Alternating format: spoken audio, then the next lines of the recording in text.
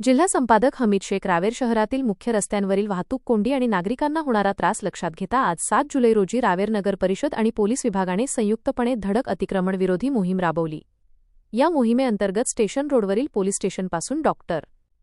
बाबासाहेब आंबेडकर चौकापर्यंत आणि बुरहानपूर रोडवरील स्वस्तिक टॉकीजपासून रुस्तम चौकापर्यंतच्या भागातील अनधिकृत बांधकामे आणि दुकानांसमोरील अतिक्रमणे जेसीबी यंत्राच्या सहाय्याने हटवण्यात आली।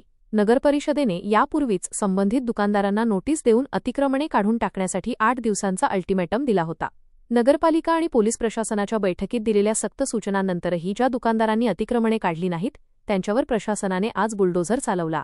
शहरातील रहदारीच्या ठिकाणी अडथळा निर्माण करणाऱ्यांवर यापुढेही कारवाई कायम राहणार असल्याचे प्रशासनाकडून स्पष्ट करण्यात आले आहे।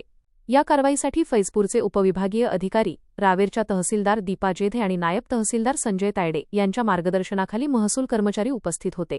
तसेच उपविभागीय पोलीस अधिकारी अनिल बडगुजर आणि रावेर पोलीस निरीक्षक संदीप पाटील यांच्या नेतृत्वाखाली सहाय्यक पोलीस निरीक्षक तुषार पाटील, मुकेश महाजन, इतर पोलीस अधिकारी, कर्मचारी, महिला पोलीस कर्मचारी आणि रायट कंट्रोल पोलीस प्लाटूनचा मोठा बंदोबस्त तैनात करण्यात आला होता।